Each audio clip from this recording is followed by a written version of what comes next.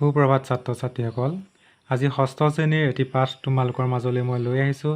তোমালোকে সকলোৱে মন দি শুনিবা বুলি মই আশা কৰিলোঁ। আজি পাঠত আছে শিয়ালৰ কৌশল। শিয়ালৰ কৌশল পাঠ ১। সাধু বুলি ক'লে তোমালোকে সকলোৱে ভাল পোৱা, সাধু কৈও ভাল পোৱা, নহয় জানো? তোমালোকে সাধু ঘৰত শুনিছা, তোমালোকক মা দেউতাই কয় আৰু ককা আইতাই সাধু কয়, নহয় জানো? আজি এটা সাধু তোমালোকক মই পঢ়াই যাম, তোমালোকে সকলোৱে মন দি শুনিবা, ঠিক আছে? আজি পাঠত আছে শিয়ালৰ কৌশল। শিয়ালৰ কৌশল, কৌশল মানে চলনা। শিয়ালৰ টেঙৰামি কথা তোমালোকে আগতেও শুনিছা সাধু। আজি বেলেগ এটা সাধু তোমালোকক মই পঢ়াই যাম, তোমালোকে ধুনীয়াকৈ চাই যাবা, ঠিক আছে? এতিয়া চোৱা সাধু কথা। সাধু কথাবিলাক পুৰণি, অতীতকালৰ সৈতে সম্বন্ধ থকা কিছুমান কাহিনী জড়িত হৈ থাকে সাধু কথাত। ইয়াৰ মূল কাহিনীটো এটা নীতি কথা থাকে। সাধুত কি হৈছে, সাধুৰ মূল কাহিনীটোত এটা নীতি কথা থাকে। সকলোৱে যাতে কিবা এটা জ্ঞান পায়, বুজি পায়, আদৰ্শ থাকে। এই কাহিনীবোৰ মানুহৰ মুখে মুখে চলি অহা। সাধুৰ কাহিনীবোৰ অতীজৰ পৰাই মানুহৰ মুখে মুখে চলি অহা। ইয়াৰ চৰিত্ৰৰ কোনো ধৰা বন্ধা নিয়ম নাথাকে। সাধুৰ কাহিনীবোৰত চৰিত্ৰৰ কোনো ধৰা বন্ধা নিয়ম নাই। এই কাহিনীবোৰত জীৱ জন্তু, পশু পক্ষী, গছলতা আদিও কথা ক'ব পাৰে। সাধুত কি হয় তোমালোকে শুনিছা নিশ্চয়, জীৱ জন্তু ধৰি লোৱা গৰু, ছাগলী, চৰাই চিৰিকটি, গছলতাইও কথা ক'ব পাৰে সাধুত। সাধু মানে সঁচ বা সন্তৰ উপদেশ বাক্য বুলি ভবা হয়। সঁচ মানে আইন কানুন নীতি নিয়ম মানি চলা কিছুমান বাক্য ইয়াত সাধুকথাত দিয়া থাকে। ইয়াৰ ভাষা সহজ সৰল। সাধুৰ ভাষাবোৰ কি হৈছে একেবাৰে সহজ সৰল, যাতে সকলোৱে শুনি বুজি পায়। লিখা পঢ়া কৰিব নজনা মানুহেও সাধু কথা সহজে মনত ৰাখিব পাৰে। তোমালোকক কিছুমানৰ ঘৰত ককা আইতা সকলো পঢ়া শুনা নহয়, সেই ককা আইতাইও মানে সাধু শুনি শুনিয়ে বুজি পায় আৰু মনত ৰখায়। অতীজৰ পৰাই ককা আইতাই সাধুবোৰ শুনি শুনিয়ে মনত ৰখাই আজি তোমালোকক সাধু ক'ব পাৰিছে। বিভিন্ন সাধু কথাই শিশুৰ চিন্তা শক্তিৰ বিকাশ ঘটায় আৰু চৰিত্ৰ গঠনত সহায় কৰে। বিভিন্ন সাধু কথাই, বহু ধৰণৰ সাধু কথাই শিশুৰ চিন্তা শক্তিৰ বিকাশ ঘটায়, বৃদ্ধি ঘটায় আৰু চৰিত্ৰ গঠনত সহায় কৰে, মানে চৰিত্ৰ গঢ়াত সহায় কৰে। এতিয়া সাধুটোৰ মূল অংশটো তোমালোকক মই পঢ়াই যাম, তোমালোকে চাই যাবা, ঠিক আছে? এতিয়া চোৱা। এসময়ত এখন হাবিত এহাল শিয়ালী আছিল। এটা সময়ত এখন হাবিত কি আছিলে? এহাল শিয়াল আৰু শিয়ালী আছিল। এদিন শিয়ালীয়ে শিয়ালক ক'লে, মোৰ বৰ মাছ খাবলৈ মন গৈছে। এদিন শিয়ালীয়ে শিয়ালক কি বুলি ক'লে? আজি মোৰ বৰ মাছ খাবলৈ মন গৈছে, গতিকে তুমি চিকাৰৰ পৰা ঘূৰি আহোঁতে মাছ লৈ আহিবা। শিয়ালীয়ে শিয়ালক তেতিয়া কি বুলি কৈছে? তুমি আজি চিকাৰৰ পৰা ঘূৰি আহোঁতে মোলৈ মাছ লৈ আহিবা।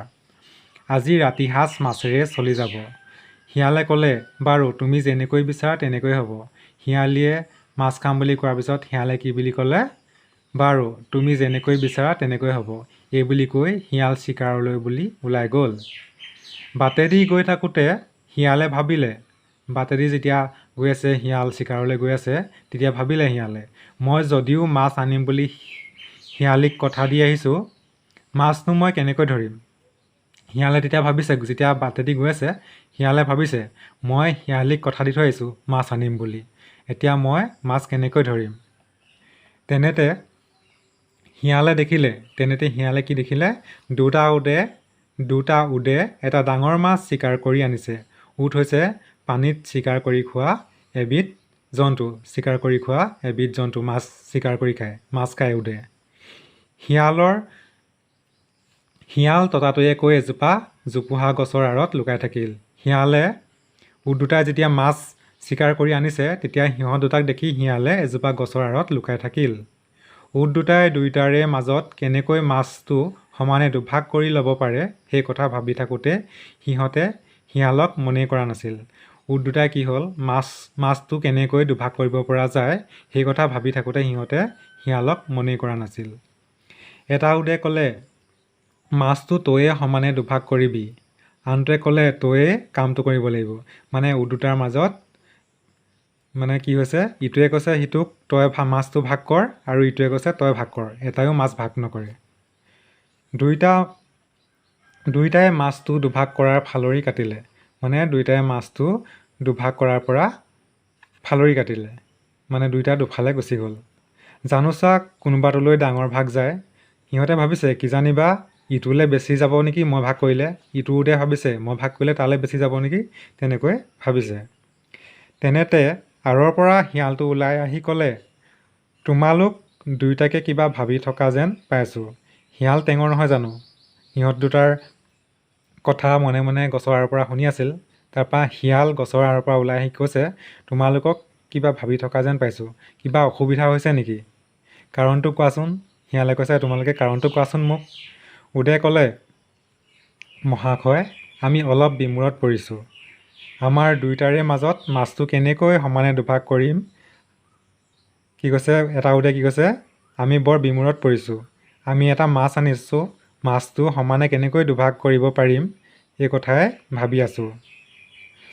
তাৰপিছত কি কৈছে, আন এটা উদে কৈছে, আমাৰ কাৰণে আপুনি এই কামটো কৰি দিব পাৰিবনে? শিয়ালে ভাবিলে, মোৰ কাৰণে এইটোৱে আচল সুযোগ। শিয়ালে তেতিয়া মনে মনে কি ভাবিছে, এইটোৱে মোৰ কাৰণে এটা ভাল সুযোগ। সি ক'লে, কিয় নোৱাৰিম? শিয়ালে কৈছে, কিয় নোৱাৰিম? মই এনেকুৱা টান কাম কিমান সমাধা কৰি আহিছোঁ।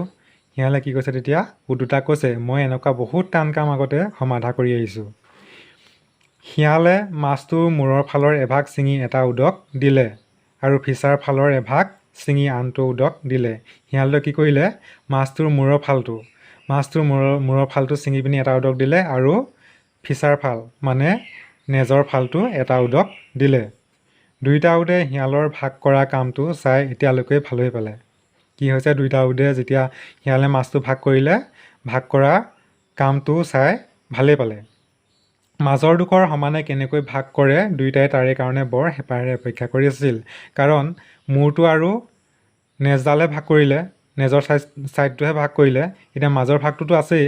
এই কথা ভাবি ভাবিয়ে মানে হেঁপাহেৰে অপেক্ষা কৰি আছে দুইটা উদে। মাছটো তোমালোকক সমানে দুভাগ কৰি দিয়া হৈছে। মাছটো তোমালোকক সমানে দুভাগ কৰি দিয়া হৈছে, শিয়ালে কৈছে। তোমালোকৰ এই জটিল কামফেৰা সমাধা কৰি দিয়াৰ বাবদ মাজৰ ভাগটো মোৰ। শিয়ালে তেতিয়া কি কৈছে, তোমালোকৰ এই ইমান ডাঙৰ কামটো মই সমাধা কৰি দিয়াৰ বাবদ এতিয়া মাজৰ ভাগটো মোৰ হ'ব। এই বুলি কৈ শিয়ালে মাজৰ ডোখৰ মাছ লৈ গুচি গ'ল। উট দুটাই ইটোৱে সিটোৰ মুখলৈ চাই শিয়ালৰ বুদ্ধিৰ শলাগ ল'লে। উট দুটাই কি হৈছে পিছত ইটোৱে সিটোৰ মুখলৈ চাই শিয়ালৰ বুদ্ধিৰ শলাগ ল'লে। দেখিছা শিয়াল কিমান টেঙৰ। সি টেঙৰ আমি সদায় আজি শিয়ালিলৈ মাছ নিব পৰা হ'ল। তোমালোকে সাধুটো নিশ্চয় বুজি পাইছা, হয় নাই? এতিয়া এই প্ৰশ্ন উত্তৰবোৰ তোমালোকে ঘৰত কৰিবলৈ চেষ্টা কৰিবা। এতিয়া ক নম্বৰত দিয়া আছে, ভুল শব্দটো কাটা। এখন হাবিত এটা এহাল শিয়াল শিয়ালী আছিল। এখন হাবিত এটা শিয়াল আছিলে নে এহাল আছিলে? এহাল আছিলে, নহয় জানো?